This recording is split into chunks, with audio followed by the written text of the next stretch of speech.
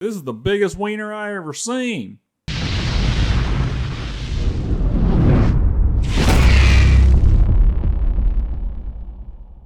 What's going on YouTube and what up to the Dragon Squad? I'm Ember the Blaze. And I'm Glacier the Iceborn. And we're Reaction Dragons. And if you like the vibe, like and subscribe. Doesn't cost a dime and helps us go full time. Just do it!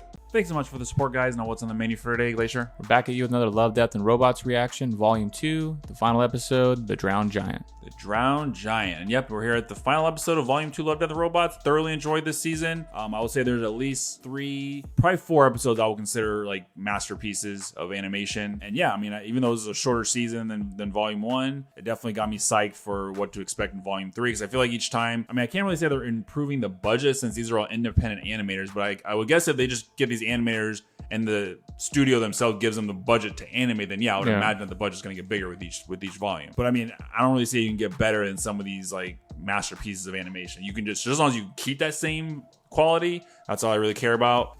But yeah, with Drowned Giant, I don't know this is gonna be like a Jack and the Beanstalk type scenario, but I don't know. We're gonna find out. I'm ready, Glacier. You ready? I'm ready. All right, guys. And as usual, take a couple seconds, hit the like button down below. The engagement does lead to more views. If you guys missed out any of our other Love, Death, and Robots reactions, we have all of our Volume 1 episodes already recorded, and you can watch our playlist for Volume 2 as well to get you hyped up for Volume 3. Other than that, with that being said, let's fucking go.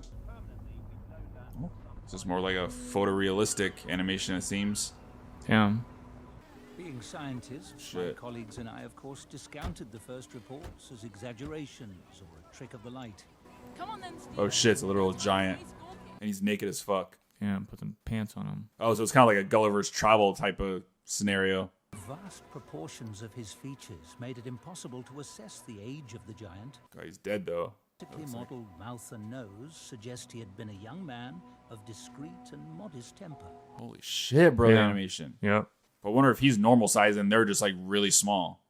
Oh my god, it's like a puddle in the crevice of his... What I found so fascinating was partly his immense scale, of course. Damn. In his hand. Simply the categorical fact of his existence. This giant existed in an absolute sense.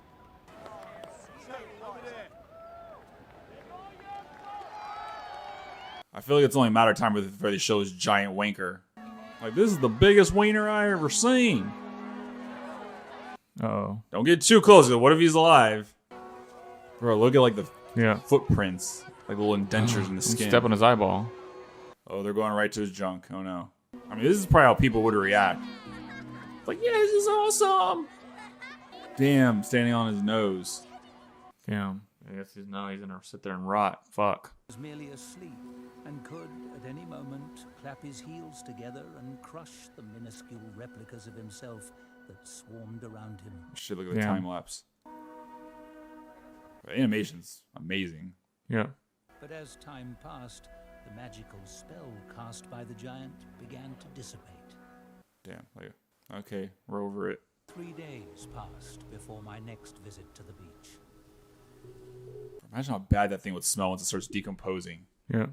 My associates at the Institute delegated the task of keeping the giant under observation to me. There was nothing morbid about this. The giant was still alive for me, more alive than many of the people around me. God. He seems like detached from society. The butchers start here, we can soon get access to the thigh bone. And we can work our way up to the hip. Oh, they're gonna dissect him? Chop him up? Oh my god, there it is. Look at his eyes. Yeah, it's decomposing. That's crazy. I'm just chilling in his crevice of his ear. Doesn't smell like shit yet. Prolonged immersion in seawater and the tumefaction of his tissues had given the face a less youthful look. This visible life in death is what gave me the courage to finally set foot on his corpse. Bro, if it comes to life, I'm gonna flip my shit. I'm like, oh no. They made a sandcastle on him. Damn. I'm surprised there's not like news channel. Oh, what are your 8? Other arm? Oh yeah, the arm's been eaten.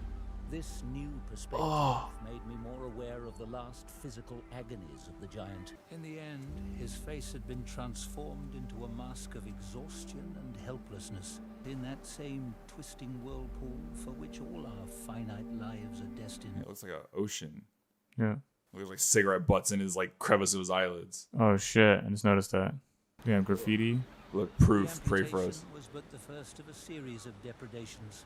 Oh, that's right. They're cutting him up. That's what it is.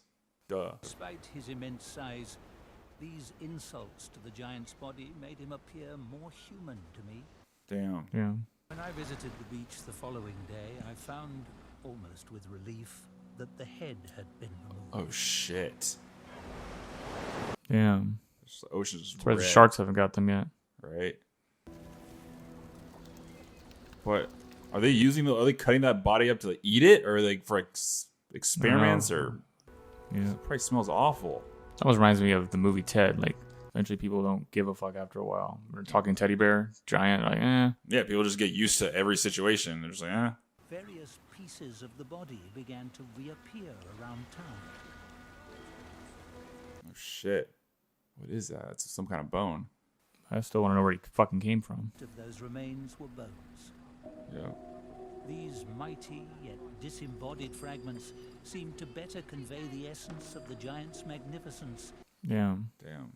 They're just like, I have no doubt that if I searched the town's pubs, hotels, and eateries, I'd also find the mummified nose or ears of the giant hanging. damn, the skull. Of course they put it in a circus. Yeah. His dick. Oh shit. For the immense Yeah. pizzle occupies a complete tent to itself. How am I gonna? Sadly, it is mislabeled as belonging to a whale. A circumcised whale? Sure. I'm probably not gonna be able to show any of that. Nope. Came and saw the giant after the storm. Now remember him, if at all, as merely a large sea beast, Wow. picking up the fragments of himself on Yeah. his return journey to the sea. It's almost like this giant like reconnected this guy with Humanity? like, humanity. Yeah. Damn. That was almost like a work of art. Yeah. Holy shit. All right. The drowned giant. Glacier, what'd you think? Great animation on this episode. Kind of remind me of it was Zima Blue. Zima Blue, kind of like an art episode. Yeah, one artist episode where he like turned himself into a robot. Yeah, like an arts vibe. It was more of like, it wasn't like action or suspense or. No, it was very Yeah. like artistic. I would just picture seeing this short film in a museum. But the animation was beautiful. Like the way, the lighting, the sound design.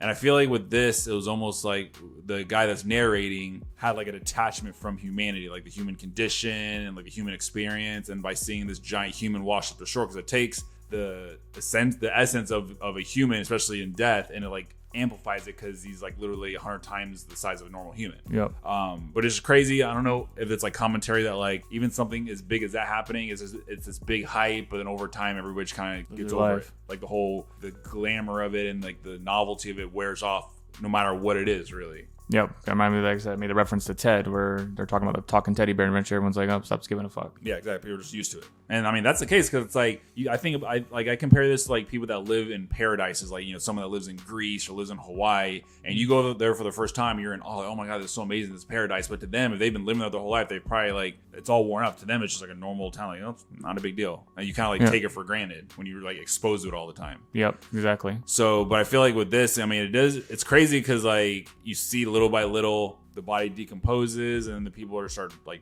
chopping it up and using it they use this giant wiener for a circus exhibit, which doesn't surprise me at all. I'm probably gonna have to put a big ass black box over his junk in the post edit, and the fact like you see like bits of his, like a bone here, a skull here, a femur there throughout the town, so it gives them like constant reminders that that giant existed, but to everybody else it's kind of just like a afterthought. Yeah. So yeah, I'm sure like it has like a lot of deep like symbolism and metaphor again over like the human condition and society in general. Like they just kind of treat the body like shit. There's like cigarette butts in his eyelids. They're graffitiing his body. I don't know if they were like using his meat to like eat it, and what if they were doing that and not telling anybody? Like, oh, fresh ass hamburgers. Don't ask where it came from. Ew. It's fucking gross. It's fucking gross. And everything that eat it will become giants. I mean, would that be considered cannibalism? Is that considered a human? They're like, oh, I'm eating them because maybe I'll turn giant. I mean, I don't know if I want to, like, if I need to see anything more. I feel like this is one of those episodes that it can exist on its own as just like a short film. Unless, but at the same time, I do want to know like where they came from. Yeah.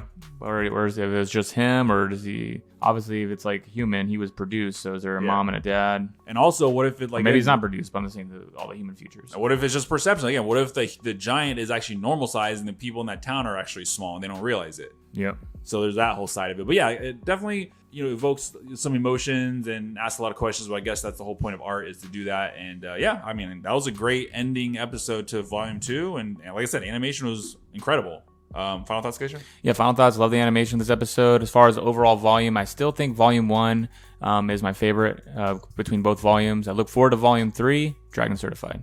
Yeah, I mean, I think it's because Volume 1 had more episodes, so it had more opportunity to have great episodes. This one definitely had its share of great episodes. I'd probably say at least like the Drowned Giant, Pop Squad, Snow in the Desert, the one Michael B. Jordan Life Hutch, and even that one that was the ice one. I thoroughly enjoyed that. I like the Christmas one too. Christmas one too was crazy. So yeah, this one had like a nice mixture of everything. I would say Volume 1 is better just because overall it was more like shock value for me. Like that was the first time seeing animation this crazy. So I think it stuck with me longer because of the first impression. Yeah. So maybe it's just because my eyes are used to seeing animation this crazy now that it doesn't hit the same, but it still does. Like I guess it's the same thing with the giant. Like you kind of take it for granted because you've seen it. Quilla Riff is still probably my favorite out of all. Yeah, of Quilla Riff is probably like a favorite. Again, that was like, I don't know, that shit stuck with me for like a month after it. And then the Dracula episode I like, the werewolf episode in Volume 1, one where they're on the Secret War, the Sunny's Edge. Yeah, I heard that. But again, I would put Pop Squad up there. I'd put Snow in the Desert. I put the Life Hutch. So both the volumes had their moment of greatness. I think Volume 1 had more moments of greatness. So we'll see if Volume 3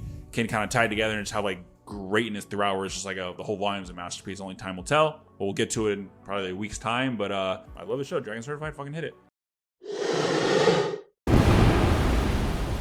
There you have it, guys. Another one in the books. Real questions. What did you guys think of there in Drotsco Land? Now that we're 2 volumes deep, what are your all-time favorite episodes of this show? What do you expect to see from Volume 3? What are your interpretations on this particular episode with the Drowned Giant theories? You guys kind of have the same feelings that we had as far as like the message behind this episode? And any other Easter eggs, let us know down below. Thanks so much for watching this video, guys. Remember to like, subscribe, and leave a comment down below. And if you like what you see, you can check out more videos right now. But until next time, we'll see you next time.